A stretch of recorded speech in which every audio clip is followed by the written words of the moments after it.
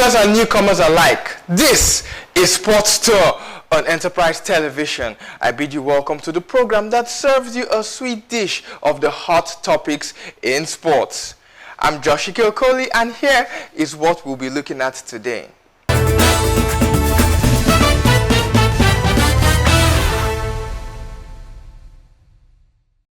Pro Eagles to camp in Abidjan ahead of Benin Republic game. In the MPFL, Ikorodu City end Rivers United unbeaten run as Remo Stars climb to the top.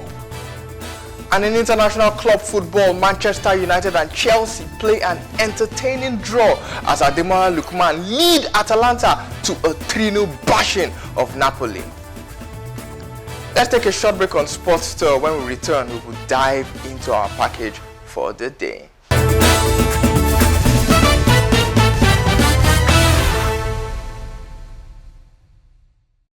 Welcome back to Sports Tour on Enterprise Television, and let us start up with the fact that Nigeria's Super Eagles will open their training camp on 10th November 2024 in Abidjan for a crucial AFCON 2025 qualifier against the Cheetahs of Benin. All invited players are expected to fly directly from their bases to the Ivorian capital city. Nigeria will take on Benin at their adopted home ground on Thursday, 14th November, before they welcome Rwanda 4 days later in Uyo to round off their AFCON qualifying campaign. The Super Eagles need at least a draw in their last 2 games to guarantee their qualification to the AFCON in Morocco in 2025, as the top 2 teams in each group advance to the tournament. Coach Austin Iguavon is set to announce the squad list for the last round of the AFCON 2025 qualifiers. A 2-0 collapse in Lagos by Rivers United leaves El Kanemi Warriors as the only unbeaten side after match day 10 in the Nigeria Premier Football League (NPFL). New boys Ikorodu City handed Rivers United their first defeat of the season with the 2-0 win at the Mobolaji Johnson Arena in Onikon, while El Kanemi Warriors maintained their unbeaten status after a 1-0 home victory over Katsina United. The loss to Rivers dropped them to second place behind Remo Stars, who reclaimed top spot with a 1-0 win over visiting Lobby Stars, who occupied the bottom spot in the Nigerian Premier Football League table. In Umuahia, Heartland pulled off a shocker, beating host Abia Warriors 2-0 to climb to 12th in the table. Bendel Insurance recorded the second away win of match day 10 with a 2-1 away victory over Sunshine Stars, just as reigning champions Enugu Rangers ran away with a 2-0 victory over visiting Nasarawa United. Elsewhere in Kano State, Nigerian international record time appearance holder Ahmed Musa scored in added time to help host Kano Pillars to a 2-1 triumph over Plateau United. There were victories for Akwa United 2-1 over Akwa United, and Niger Tornadoes defeating Shooting Stars 2-0, while Enimba played a 1-1 draw away to Bayelsa United. Let's give you a full wrap-up of the games that were played in the Nigeria Premier Football League match day 10. Phenomenal one so far in the MPFL. We are already in match day 10. 28 games remaining. El Kanemi Warriors defeated Katsina United by a goal to nil. Rangers 2, Nasarawa United nil. Kano Pillars 2, Plateau United 1. Sunshine Stars 1, Bendel Insurance 2. Abia Warriors nil. Heartland 2, Oriental Derby Heartland. And Coach Emmanuel Amoneke victorious in Umuahia. Bayelsa United 1, Enimba 1. Ikorodu City defeated Rivers United by 2-0. Niger Tornadoes defeated Shooting Star Sports Club 2-0 at the back of Kontagora Stadium in Minna. And Akwa United defeated Kwara United by 2-1. Remo Stars 1, Lobby Stars 0. On the MPFL table, Rivers United no longer occupy top spot as they dropped to second position after losing to Ikorodu City in Lagos. Remo Stars, who won 1-0 against Daniel Amokachi's Lobby Stars, are now top of the table with 21 points, same points with Rivers United, but a higher goal for. That's a goal scored for Remo Stars. That's why they are on top of the MPFL. Enyimba International of Aba occupied the third spot with 18 points. El Kanemi Warriors, who are the only undefeated team so far in the MPFL this season, are fourth with 16 points. Fifth is champions Enugu Rangers on 15 points, and sixth is Plateau United on 14 points. The bottom 6, we have Lobby Stars occupying the 20th position. Akwa United 2021 MPFL champions at 19th. Still in the relegation zone, Bayelsa United and Ikorodu United, the bottom 4 sides in the MPFL, and the 2 teams who are close to the relegation zone but are still, if the season ends now, these 2 teams would still stay in the MPFL, and none other than Kwara United and the famous Shooting Star Sports Club of Ibadan. They occupy 15th and 16th with 12 points and 11 points respectively. In Old Trafford, Ecuadorian Moises Caicedo put the brakes on Manchester United's mini revival under Dutch legend Ruud van Nistelrooy by earning a Premier League point for Chelsea with a stunning second-half volley in a 1-1 draw at Old Trafford on Sunday. Van Nistelrooy, who is in charge as interim head coach following last week's dismissal of Erik ten Hag, inspired United to a 5-2 win against Leicester City in the EFL Cup in midweek in his first game. And although captain Bruno Fernandes put United ahead with a 70th minute penalty to give them hope of a crucial win, Caicedo cancelled out the goal with one of his own 4 minutes later. Van Nistelrooy will remain in temporary charge for next week's games against PAOK Thessaloniki in the Europa League and Leicester again in the Premier League at the weekend. And Sporting Lisbon coach Ruben Amorim will then arrive on November 11th to become United's 6th permanent boss since Sir Alex Ferguson's retirement in 2013. But he will need to inspire a rapid turnaround to put United back on track this season. And joining us virtually, I have Abdulmalik Sulukanine. He's a sports producer, analyst, and football agent. Abdulmalik, welcome to the program. To be on the show with you, Joshua. Okay, thank you very much. So looking at this game between United and Chelsea, what do you think incoming manager Ruben Amorim would have learned from watching this game? United conceding just 4 minutes in after going ahead in a very crucial encounter and moving forward to take over the job. He will be taking over November 11th.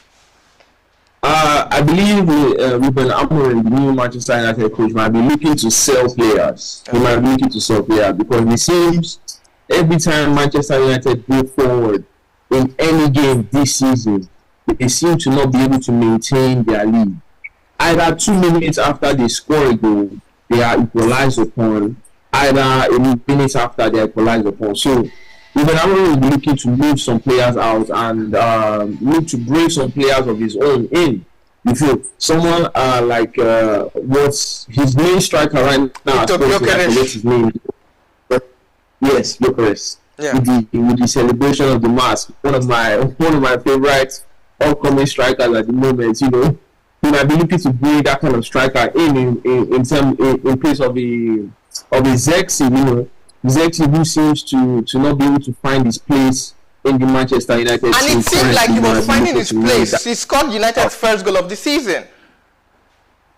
Yes, no, he was looking like he was going to be the player to look at going forward into the season for Manchester United. But as it stands now, the manager has been changed. So I do not think he will be able to fit into the same system that Ruben Amorim plays as against Ten Hag, because Ten Hag likes a striker that can make up the play and move simply as like a false 9, possibly. He also likes someone like Rasmus Højlund and Jokeres, who can also push the defense and spread the play for the wing players, so they'll be able to bring themselves in, bring other players into the gameplay, But for someone like Ruben Amorim, who adopts a 3 at the back system and likes a striker that is strong, pushing the defenders back, making the defenders have to work for their ball, I do not think Zexi is the kind of person that might fit into Ruben Amorim's system.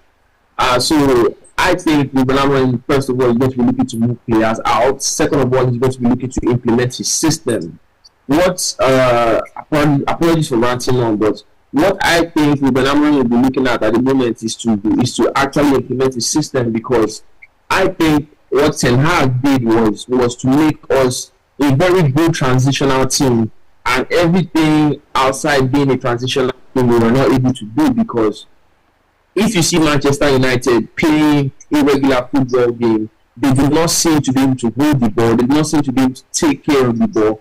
But when they are in transition against any team, I think they are the best in the world, one of the best teams in the world going forward in But transition. wasn't that the problem of United this season? Because last season, especially at the tail end of last season, it seemed like their transitional play with Kobe Mainoo, Garnacho, it seemed like Ten Hag was, finding lightning in a bottle. But then this season came about, and the wingers couldn't get Ten Hag's transitional play like they were getting it last season. And then it was also leaving a space in the midfield. The middle was empty, which was what players capitalized on, especially in the game against Spurs, as all goals saw a defender running in to an empty midfield and then getting into the 18 box where things could now become dicey. 1-0, 2-0. Especially the first two goals for Spurs exploited an empty midfield with Ten Hag's transitional play. So, is it a thing of the players or a thing of the managers why Ten Hag's transitional play did not work? And what will Amorim do moving forward? So for Amorim, I do not believe he's going to focus on the transitional play. He likes to take care of the ball. He likes to build from the back. He likes direct football, if I would say so myself. I've not watched too much of Amorim to be able to complement and say, okay, this is his exact style of play. But one of the few things I've noticed from going back to go and make some research about this manager that is coming through for Manchester United, I've seen that he really likes a direct style of play. He's like the Zerbi of Brighton in this previous season that we went through. So I believe that that's Ruben Amorim's a bit style of play, because he likes to go direct. He plays out from the back, but the way he plays out from the back is very direct. He's going towards the opposition team. He is not trying to be passive about his style of play. That's what I believe Ruben Amorim will bring into this game. Now, for the players that we have to be able to implement Ruben Amorim's system, it's going to be a problem for me, because a lot of our players seems to have some sort of kind of weakness. For Garnacho yesterday, if you look at, there is a particular part of that game. Yeah, they should have won that game if Garnacho was not wasteful in front of goal. Exactly. So apart from him not being critical in front of goal, there was a part when they were 3 against 2. It was him, Ahmad, and Zexi against 2 Chelsea defenders. He was already on. He was through the final third of the game. She was meant to give a pass to Ahmad, who might have given a pass to Zexi, who might have led to another goal. If our viewers and you can go back and watch the game, you would understand. You will know the particular part I'm talking about. We would have won that game yesterday if Garnacho wasn't a look down kind of winger, because at this point in time it seems to be a bad habit for Garnacho and most of our wingers, apart from Amad Diallo, I would say, that they always look down. They are never looking for their teammates. It's one of the few things that I feel Ruben Amorim might be able to implement when it comes into this Manchester United side. Okay, it's a lot for Manchester United to be able to go through, but Ruben Amorim might be able to try and implement something to make Manchester United a better side going forward. Victor Gyökeres that we talked about, he scored 4 goals against Estrella at the weekend for Sporting Lisbon. 5-1 victory for Sporting at the Jose Alvalade Stadium. Amorim, he plays a 3-4-3, 3-5-2 depending on the shape of the opposition. While attacking, while defending, the front 3 always, close press. They close press the defenders of the opposing side, and then they make sure that at least, even if you want to, beat the press of Amorim's teams, you have to play long ball. And then playing long balls have defeated this set of United players over time. Bringing Victor Gyökeres into the team, bringing Diomande Ogoncalves into the team. Would Amorim bring in, he's coming with his assistant coaches, but will bring in some players, fix the loopholes in United teams. Bearing in mind that Ten Hag has spent more than 200 million. Anthony, Manuel Ugarte, he virtually brought his entire backline from Ajax, save the left back, Nahuel Molina, Onana, De Ligt, Mazraoui, Lisandro Martinez. Can Amorim's tactics work with these United players? Or does he need to, do a new overhaul as well? I do not believe he would need to be the whole new backcourt, because our backcourt currently, they are all technically good on the ball. But I believe, like I said earlier, he is going to have his own particular kind of signing. There are two defenders, Ignacio, and there is another defender there. I forget his name. He's dark skinned. He plays on the right side of the fence for Sporting. That's Diomande. Yes. One of the two of them, I believe, would be one of the signings he might take in. I do not believe it might be Diomante. I believe it might be Ignacio, since he right now, or even the Bast as well, the Belgian, the Bast. Yes. I believe so as well. But I just believe that the fact that we have Relishes and we have Martinez, Lisandro Martinez. Lenny is still injured, so he hasn't even played in the Premier League. He should be back by the end of the international break. That were coming up too. So I believe that he just needs one or two signings. As you mentioned, Ugarte as well. Ugarte also played under this manager, let's not forget, and he played one of his best football, which granted him a move to Liverpool at the time. No, sorry, beg the pardon, Paris Saint-Germain at the time. So Amorim coming to Manchester United already has some of the players that he likes to work with in the favor of Ugarte. In likes of Bruno Fernandes. Bruno Fernandes is someone that I don't think he was under Ruben Amorim, but he is someone that knows Ruben Amorim and knows how. Especially as a Sporting Lisbon alumni as well. Exactly, especially as a Sporting, you said so yourself. So going forward, I believe Ruben Amorim just needs one or two signings, because most of the players that we have at Manchester United have the ability to perform to a world-class level, but it just seems like year in and year out, the coaches that we've had have not been able to bring out the best in these players. It's also one of the reasons I said the incoming coach might need to sell players, because some players seem to not be able to be up to the task, even if they are as good as other people, other fans.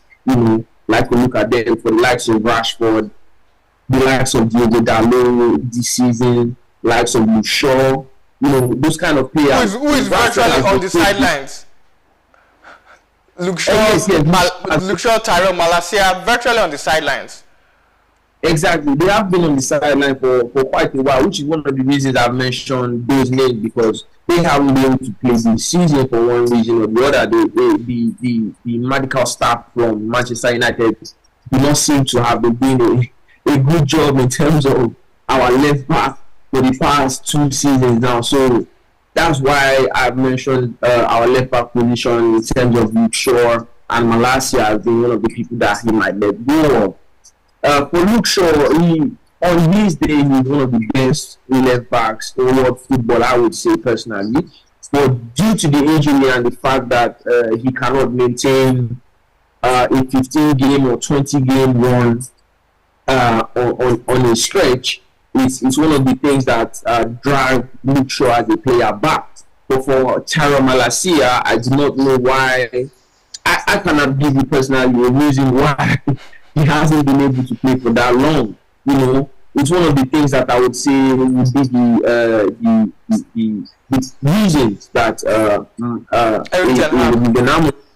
manager might decide to let go of these kind of players. So that he can bring people that are more quote-unquote trustworthy to him as a manager that might be able to play. Yes, that's what I think might happen at the moment. Yeah. Okay. So in other games in match day 10 of the Premier League, Newcastle United defeated Arsenal by 1-0. Bournemouth defeated Manchester City 2-1. The shocker of the week. Ipswich and Leicester City played a 1-0 draw. Liverpool defeated Brighton 2-1 to go top of the Premier League. Nottingham Forest 3, West Ham 0. Third in the table are Nottingham Forest. Southampton 1, Everton 0. Wolves and Crystal Palace played a 2-2 draw. Spurs defeated Aston Villa 4-1, and the big game United and Chelsea ended 1-1 on Monday. Sunday, Fulham will host Brentford at Craven Cottage. In La Liga, Spanish La Liga, Athletic Bilbao defeated Real Betis. I beg your pardon, they played a 1-0 draw. Athletic Bilbao against Real Betis. Real Sociedad traveled to the Ramon Sanchez Pizjuan and defeated Sevilla by 2-0. Barcelona 3, Espanyol 1, Atletico Madrid 2, Las Palmas 0. Simeone's son Juliano scoring the first goal of that game. Girona 4, Leganés 3, Osasuna 1, Valladolid 0, and Alaves defeated Mallorca by 1-0. In the Bundesliga, Borussia Mönchengladbach defeated Werder Bremen 4-1. Freiburg and Mainz 05 played a goalless draw. Dortmund 2, Leipzig 0. Bayern Munich 3, Union Berlin 0. Eintracht Frankfurt 7, Bochum 2. Hoffenheim lost at home to St. Pauli 2-0. Wolfsburg and Augsburg played a 1-1 draw. Holstein Kiel defeated Heidenheim by 1-0, and Bayer Leverkusen played another goalless draw with Stuttgart. And in the Serie A, Inter Milan defeated Venezia by 1-0. Verona defeated AS Roma 3-2. Despite receiving a red card in that game. Torino lost at home to Fiorentina. David De Gea getting another clean sheet. Phenomenal David De Gea. It begs the question once again, why did United let De Gea go? Napoli lost at home to Atalanta 3-0. Ademola Lookman scoring 2 goals in that game as Retegui wrapped up the score for the Europa League champions. AC Milan defeated Monza by 1-0 away from home. Udinese lost 2-0 to Juventus at home, and Bologna defeated Lecce by 1-0. That's how much we can take on Sports Tour for today. Endeavor to subscribe to our YouTube channel. We are Enterprise TV 7 on YouTube. Click the notification bell to get alerts on our new YouTube videos. Follow us on all our social media platforms. We are Enterprise TV 7 on Facebook, Instagram, X, and TikTok. Like, share, and engage with our content, and also visit our website www.enterprisetvnews.com, where we give you all the hot stories on the go, the live updates, the exclusives, and the news you can use. Moreover, if you want to partner with us at Enterprise Television, you want to place your product on our platform, and for all sponsorship and advertising enquiries, kindly send a mail to enterprisetv7@gmail.com, or you may send a DM to our aforementioned social media handles at Enterprise TV 7. Thank you, Abdulmalik Sulukanai, for your incisive analysis. And before we go, let's leave you with this quote from American tennis legend Andre Agassi. He said, and I quote, "What makes something special is not just what you have to gain, but what you feel there is to lose." End quote. I'm Joshua Okoli, and I want to thank you for the privilege of your time. Until we meet again, it's goodbye and hasta luego.